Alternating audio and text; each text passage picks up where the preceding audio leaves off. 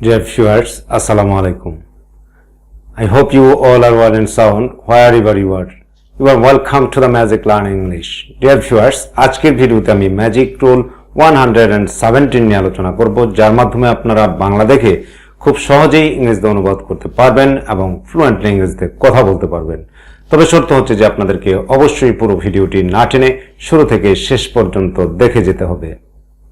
আর ইতিমধ্যে যারা আমার চ্যানেলটিতে সাবস্ক্রাইব করেছেন তাদেরকে অসংখ্য ধন্যবাদ, আর যারা এখনো সাবস্ক্রাইব করেননি তারা এখনই সাবস্ক্রাইব করে পাশে থাকা বেল আইকনটি বাজিয়ে দিন, যাতে করে যথাসময়ে আমার প্রত্যেকটি ভিডিও পেতে পারেন এবং সেই অনুসারে প্রস্তুতি নিতে পারেন। So let's get started. Magic rule 117। কোন বাংলা বাক্যে যোগ্যতা বা সামর্থ্য অর্থে কর্তা কোনো কিছু করতে পারবে, বলতে পারবে, যেতে পারবে, আসতে পারবে, লিখতে পারবে ইত্যাদি যুক্ত থাকলে এগুলোর ইংরেজি করার সময় গঠন হবে এরূপ। গঠন subject plus shall be oblique will be plus able to plus মূল ভার্বের present form plus extension. Note, এক্ষেত্রে সাবজেক্ট ফার্স্ট পারসন হলে শ্যাল বি এবং অন্য সকল পার্সনে will be বসে। or subject plus can plus মূল ভার্বের present form plus extension. Dear viewers, তাহলে আসুন আরো একবার প্র্যাকটিস করা যাক। Magic rule 117। কোন বাংলা বাক্যে যোগ্যতা বা সামর্থ্য অর্থে কর্তা কোনো কিছু করতে পারবে, বলতে পারবে, যেতে পারবে, আসতে পারবে, লিখতে পারবে, দিতে পারবে ইত্যাদি যুক্ত থাকলে এগুলোর ইংরেজি করার সময় গঠন হবে এরূপ। গঠন subject plus shall be oblique will be plus able to plus মূল ভার্বের প্রেজেন্ট ফর্ম প্লাস এক্সটেনশন। এক্ষেত্রে সাবজেক্ট ফার্স্ট পারসন হলে শ্যাল বি এবং অন্য সকল পার্সনে উইল বি বসে। or subject plus can plus মূল ভার্বের present form plus extension. Dear viewers, তাহলে আসুন উদাহরণের মাধ্যমে বিষয়টিকে ক্লিয়ার করে নেওয়া যাক। যেমন আমি কাজটি করতে পারবো, এই বাক্যটিতে সাবজেক্ট হচ্ছে আমি, আমি ইংরেজি আই। প্রথমে আমরা গঠন অনুসারে সাবজেক্ট বসাবো আই, তারপর আই এর সাথে বসে শ্যাল বি, সো বসালাম শ্যাল বি, তারপর গঠন অনুসারে এবল টু বসালাম এবল টু প্লাস মূল ভার্বের প্রেজেন্ট ফর্ম।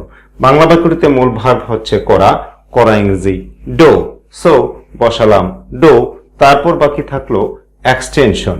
এক্সটেনশন মানে বাকি অংশ, বাকি অংশে রয়েছে কাজটি, কাজটি ইংরেজি দি ওয়ার্ক।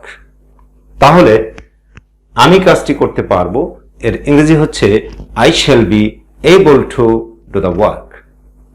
দ্বিতীয় গঠন অনুসারে প্রথমে আমরা বসাবো সাবজেক্ট, বসালাম সাবজেক্ট আমি ইংরেজি আই, তারপর গঠন অনুসারে ক্যান, সো বসালাম ক্যান, তারপর মূল ভার্বের প্রেজেন্ট ফর্ম।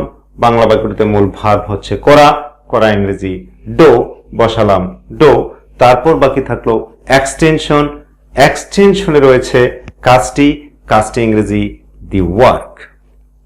তাহলে আমি কাজটি করতে পারবো এর ইংরেজি হচ্ছে I shall be able to do the work or I can do the work. পরের উদাহরণে সে তোমাকে সাহায্য করতে পারবে, এ বাক্যটিতে সাবজেক্ট হলো সে, সে ইংরেজি আমরা প্রথমেই বসাবো হি, তারপর গঠন অনুসারে শ্যাল বি বা উইল বি, এখানে আমরা হি এর সাথে বসাবো উইল বি, সো বসালাম উইল বি, তারপর গঠন অনুসারে এবল টু বসালাম এবল টু, তারপর মূল ভার্বের প্রেজেন্ট ফর্ম। বাংলা বাক্যটিতে মূল ভার্ব হচ্ছে সাহায্য করা, সাহায্য করা ইংরেজি হচ্ছে হেল্প, সো বসালাম হেল্প, তারপর বাকি থাকলো এক্সটেনশন। এক্সটেনশনে রয়েছে তোমাকে, তোমাকে ইংরেজি ইউ, সো সে তোমাকে সাহায্য করতে পারবে এর ইংরেজি হচ্ছে he will be able to help you.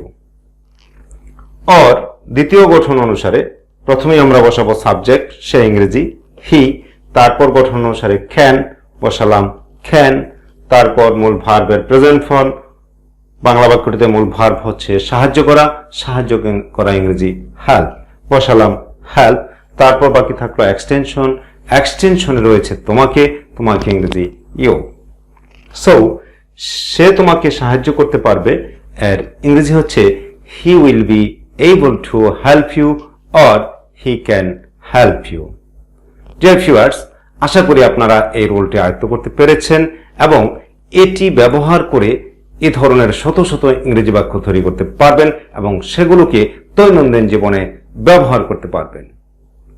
Dear viewers, if the lesson is helpful for you, please don't forget to like, comment and share, and then subscribe to the channel to get more videos about learning English in future. Thanks a lot for staying with me so long. Allah Hafiz.